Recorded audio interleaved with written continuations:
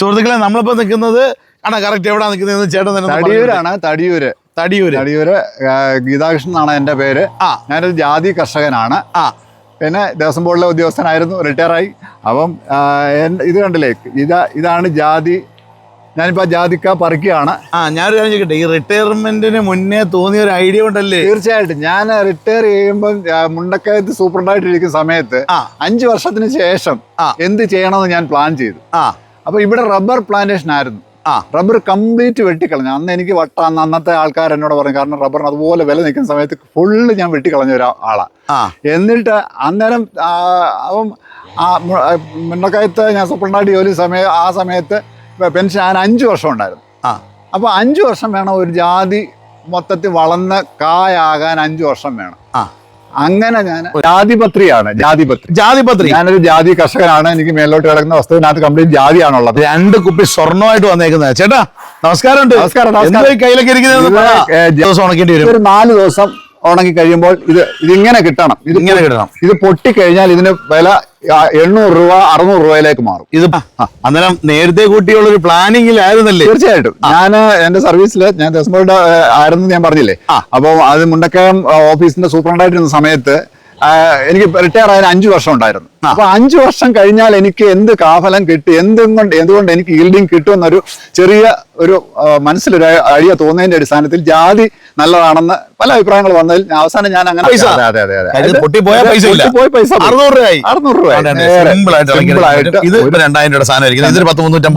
രൂപയുടെ വിലയുള്ള സാധനം. അതായത് കുരു കൊടുത്താലും വിലയാ, കൊടുത്താലും വിലയാ, പത്രി കൊടുത്താലും വിലയാ. അതേപോലെ തന്നെ ഇതിപ്പം അത് വൈൻ ഉണ്ടാക്കാൻ ആൾക്കാർ ഉപയോഗിക്കുന്നെന്ന് പറയുന്നത്, വൈൻ ഉണ്ടാക്കാൻ ഉപയോഗിക്കുന്ന അച്ചാറിന് വേണ്ടിയിട്ട് അച്ചാർ ഉപയോഗിക്കും.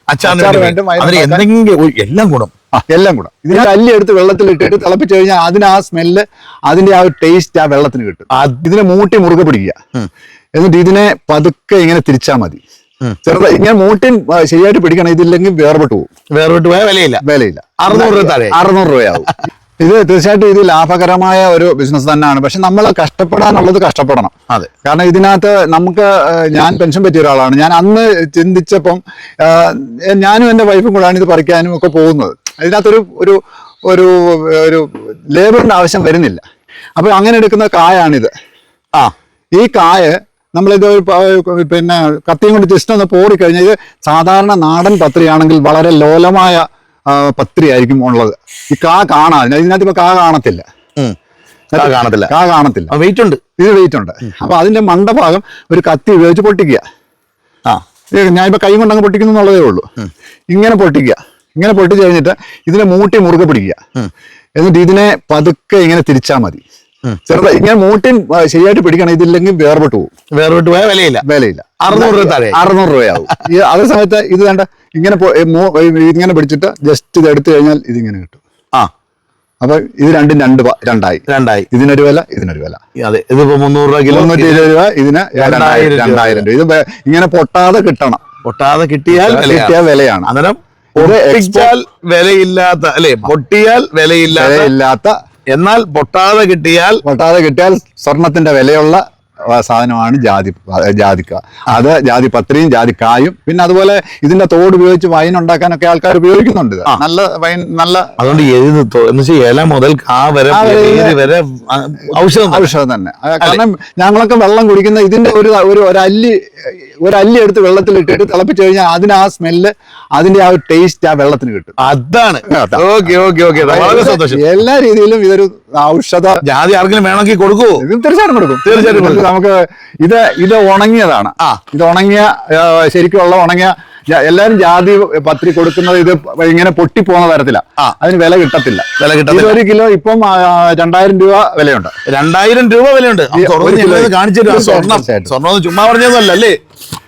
ഇത് ഇങ്ങനെ എടുത്തെങ്കിൽ മാത്രമേ ഞാൻ ഈ പറയുന്ന 2000 രൂപ കിട്ടത്തുള്ളൂ. ഞങ്ങളെ പിള്ളേർക്ക് ഇതെങ്ങനെ എടുക്കുന്നത് ഞാൻ കാണിച്ചു.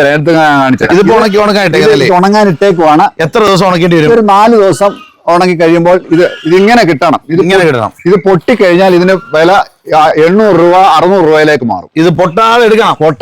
അത് ഞാൻ കാണിച്ചു തരാം. അതിനകത്താണ് കഴിവ്. അത് കഴിവൊന്നും ഇല്ല, അതൊരു ചെറിയ ടെക്നിക്കാ. ഓക്കെ, എന്നാ ടെക്നിക്ക് ഞങ്ങൾക്ക് വേണ്ടി കൂടെ പങ്കുവെച്ച് തന്നെ. ഞങ്ങളെ പോലെ ഒരുപാട് കർഷകരുണ്ടല്ലോ. തീർച്ചയായിട്ടും. അതേപോലെ വിത്ത് നമ്മൾ ഭാവിക്കൽപ്പിക്കും. വിത്ത് നമ്മള് ഇത് നഴ്സറിന്ന് വാങ്ങിച്ചതായത് തിടനാട് എന്നാ വാങ്ങിച്ചത്. തിടനാട്.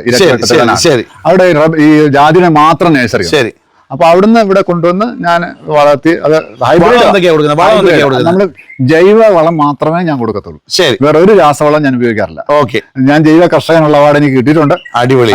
അപ്പം അതുകൊണ്ട് ജൈവ മാത്രമേ എനിക്ക് ഇവിടെ കയറ്റാൻ പറ്റത്തുള്ളൂ. ഓക്കെ. സന്തോഷം. കേട്ടതില്ല. ചാണകപ്പൊടി, എല്ലുപൊടി, വേപ്പിൻ പിണ്ണാക്ക്, പിന്നെ അത്രയൊക്കെ. ആദ്യമേ ഇത് തടാൻ റെഡിയാക്കാൻ ഡോളമൈറ്റ് ഇടും. ഡോളമൈറ്റ് ഇട്ട് തടം ശരിയാക്കിയതിന് ശേഷം 2 ആഴ്ച കഴിഞ്ഞതിന് വളം കൊടുക്കത്തുള്ളൂ. ഇല്ലെങ്കിൽ ഇത് പിടിക്കത്തില്ല. പിന്നെ അതെല്ലാം പത്രി. ഇതിന്റെ കായാണിത്. കായ്ക്ക് ഏതാണ് ഇത്? ഇതിന്റെ കായാണ്. ഇപ്പം വില 320 കിലോ. 1 കിലോ 320 കായ്ക്കുണ്ട്. അതേപോലെ പത്രിക്ക് ഇതേപോലെ ഉണക്കിയ 4 ദിവസം ഉണക്കിയ പത്രിക്ക് 2000 രൂപ നമ്മൾ കൊടുത്താൽ കിട്ടും. ഈരാറ്റുപേട്ട എന്നുള്ള ആൾക്കാർ ഇവിടെ വന്ന് എടുത്തോണ്ട് പോവാ പതിവ്. ആണല്ലേ? ഓക്കെ. ചേട്ടാ, അതിന് നമുക്ക് തട്ടിയിടാം. തട്ടി നാണ്ട് തറയിൽ വീണിട്ടുണ്ട്. അതിനാണ്ട് ഇത് പറക്കി എടുക്കുക. അന്ന് ഇതിവിടെ വെച്ചു. ഞാൻ അതിനെ തുടക്കത്തിൽ ശരിക്കും കഷ്ടപ്പെട്ടെന്ന് പറയാം. കാരണം ഇതൊരു മലമ്പ്രദേശത്ത് ആരും ജാതി വിജയിച്ചതായിട്ട് കേട്ടിട്ടില്ല. ശരി. കാരണം ഈ ജാതിക്ക് വെള്ളമാണ് വേണ്ടത്. അതെ. അപ്പൊ അതിന് ഞാൻ ആദ്യമേ ചെയ്തത് എന്താണെന്ന് വെച്ചാൽ, ഞാനൊരു മഴവെള്ള സംഭരണി ഉണ്ടാക്കി. അവിടുന്ന് ആ വെള്ളം നമ്മൾ പമ്പ് ചെയ്ത് ഇതിന്റെ മൂട്ടിലെല്ലാം ട്രിപ്പ് ഇറിഗേഷൻ ചെയ്ത് അതിന് സർക്കാരിൽ നിന്നൊരു ഇത് കിട്ടിയിട്ടുണ്ട് എനിക്ക്.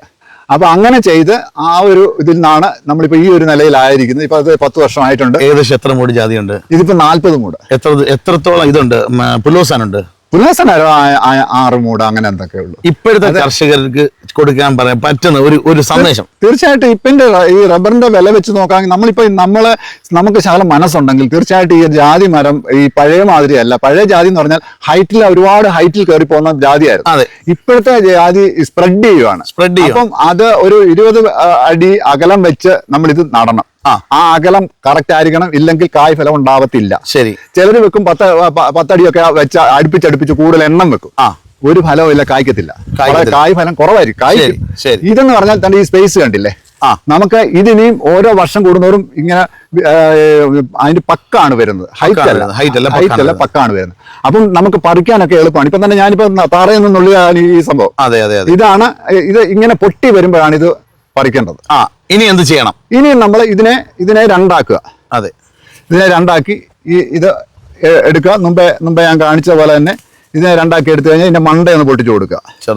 ചെറുതായിട്ടൊന്ന് പൊട്ടിച്ചു കൊടുക്കുക. ഇതിനെ മണ്ടയ്ക്ക് പിടിക്കുക. ഇതിന്റെ ചുവട്ടിൽ മുറുകി പിടിക്കുക. അതിനകത്താ കളി ഇരിക്കുന്നത്. ഇതിനെ മണ്ടയ്ക്ക് ചെറുതായിട്ടൊന്ന് തിരിച്ചു കൊടുക്കുക. ഈ കായ്ക്ക് പതുക്കെ ഊരിയെടുക്കുക. ഈ മുറുക്കപ്പെടുത്തം ശരിയായില്ലെന്നുണ്ടെങ്കിൽ നമ്മുടെ പൈസ പിന്നെ 2000 എന്നുള്ള 600 ആകും. അതെ. കളയാനായിട്ടൊന്നുമില്ല. പിന്നെ ഇതിനകത്ത് ഇതേ ഉള്ളൂ, നമുക്കൊരു മനസ്സ് വേണം. രാവിലെ എഴുന്നേറ്റ് ഇല്ലെന്നുണ്ടെങ്കിൽ രാവിലെ ഞാൻ കളിയൊക്കെ കഴിഞ്ഞ് ഇതിനകത്തൊക്കെ കയറി ഒന്ന് നടക്കും. ഇതിനകത്ത് നിന്ന് പഴുത്തോണ്ടേ പറിക്കും.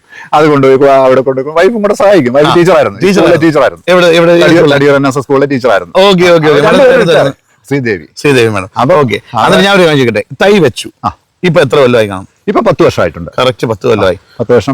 റിട്ടയർ ചെയ്തിട്ട് എത്ര കൊല്ലമായി? റിട്ടയർ 7 വർഷമായി. എല്ലാം പ്രീ പ്ലാൻഡ് ആയിരുന്നു. ഓക്കെ. എന്നാലും സന്തോഷമല്ലേ? രാവിലെ എഴുന്നേറ്റ് ഇതിനിടയിൽ കൂടെ അവരെന്റെ കൂടെ വരും. ഈ കാമറിക്കാനൊക്കെ എന്റെ കൂടെ ഉണ്ട്. അതാണ് 2 കാവല. അവരെന്റെ കൂടെ വരും. ഇതങ്ങ് എന്റെ മേളിൽ വരെയുള്ള എന്റെ കൂടെ ഇത് വരും. അത് കഴിഞ്ഞ് ഞാൻ പോരുമ്പോ അതിന്റെ കൂടെ പോരും. അടിപൊളി. അങ്ങോട്ടും അന്നേരം ഫുള്ള് ഹാപ്പി. അതായത് റിട്ടയർമെന്റ് പ്ലാൻ നമ്മൾ ആസ്വദിക്കുകയാണ്. അല്ലേ? തീർച്ചയായിട്ടും. നമ്മൾ ഈ കിടന്ന് കഷ്ടപ്പെട്ട് എന്തൊക്കെ ടെൻഷനായിരുന്നു. ഇതിപ്പം നമുക്ക് മാനസിക സന്തോഷം എന്ന് പറയുന്നത് ഇതാണ്. ഞാൻ പോളി ഹൗസ് കൂടെ കാണിക്കാം. പോളി ഹൗസ് ഉണ്ട്. പച്ചക്കറി ഓൾമോസ്റ്റ് ഞാൻ ഇവിടെ തന്നെ ഉത്പാദിപ്പിക്കുന്നുണ്ട്. അടിപൊളി. കർഷകന്റെ അവാർഡ് കിട്ടിയെന്ന്. ജൈവ കർഷകർ. ഇതെന്റെ ഈ ജാതി ഇതിനകത്ത് ഒരു രാസവളങ്ങളും ഞാൻ ഇതിനകത്ത് ഉപയോഗിക്കാറില്ല എന്നുള്ളത് എന്റെ ഒരു നിഷ്ഠയുടെ ഭാഗം കൂടാ. ഓക്കെ രാസവളം ഞാൻ ഉപയോഗിക്കുന്നില്ല. ശരി, ഒരു കാര്യം ചോദിച്ചോട്ടെ, ഇത് തൈ വെച്ച സമയത്ത് ഇതിന് മേളിൽ എങ്ങനെയായിരുന്നു ചെയ്തതെന്ന് പറഞ്ഞു? മേളില് ഇത് തൈ ഒരു തൈക്ക് 650 രൂപയായിരുന്നു വില. അത്രേ ഉള്ളൂ, അല്ലാതെ പിടിക്കാഴിയൊന്നുമില്ല. ഞാൻ ഈ 40 മൂട് വെച്ച് 40 മൂട് ഇപ്പോഴും ഒരു മൂട് പോലും എന്റെ പോയിട്ടില്ല. അതിന് അന്ന് വെച്ചപ്പോ എന്തെങ്കിലും ഇത് കൊടുത്തായിരുന്നു? അതിന് അത് വെച്ചപ്പം അന്ന് ഈ ഫൗണ്ടൻ രീതിയിലാണ് അതിനകത്ത് വെള്ളം വീണോണ്ടിരുന്നത്. മിസ്റ്ററി പിന്നെ ഡ്രിപ്പ് ഇറിഗേഷൻ ചെയ്തായിരുന്നു. ഡ്രിപ്പ് ഇറിഗേഷൻ ചെയ്ത് ഈ ഒരു കൂട അതിന്റെ സൈഡിൽ ഇങ്ങനെ വെച്ച് ഒരു കൂട വെച്ച് ഒരു പ്രൊട്ടക്ട് ചെയ്ത്. കാരണം ഇവിടെ പന്നിയുള്ള സ്ഥലം അതിൽ വെയിൽ നേരിട്ടടിച്ചാൽ പ്രശ്നമുണ്ട്? ഇല്ല അങ്ങനെയുള്ള ആ വെയില ഒത്തിരി വെയിൽ കൊള്ളാൻ പാടില്ല. ഒരു കിളുക്കുന്നതം വരെ ഒരു പരിധി വരെ. ജാതി ഈ ആറ്റുതീരത്താണ് പണ്ടൊക്കെ വെച്ച് കേട്ടിട്ടും കണ്ടിട്ടുള്ളത്. മലയില വെച്ചത് അതാ എന്റെ ഒരു വിജയം. ഈ മലയിൽ വെച്ച് ഇതിനെ ഈ ഒരു പരുവത്തിലാക്കി എന്നുള്ളത് എന്റെ വിജയം തന്നെ. തീർച്ചയായിട്ടും അതിനെ അതുപോലെ പരിചരിക്കണം. അല്ലാതെ കൊണ്ടുവച്ചും വെച്ച് പിന്നെ ഇത് കാവലിക്കാൻ വരാൻ നോക്കി അതിന്റെ കാര്യം കിട്ടും. അതാണ് അതിനകത്ത് കറക്റ്റ് കാര്യം. കൊണ്ടുപോയി വെച്ചിട്ട് 10 കൊല്ലം കഴിഞ്ഞിട്ട് കാപിടിച്ചില്ല എന്ന കംപ്ലൈന്റ് പറഞ്ഞൊരു കാര്യമില്ല. അന്നേരം ധൈര്യമായിട്ട് നമുക്ക് ഇതിനകത്തോട്ട് തൈ വേണ്ടവർക്ക് നമുക്ക് അറേഞ്ച് ചെയ്ത് തരാനും പറ്റും. നേരെ ഈ നമ്പറിൽ കോൺടാക്ട് ചെയ്താൽ മതി. ഓക്കെ.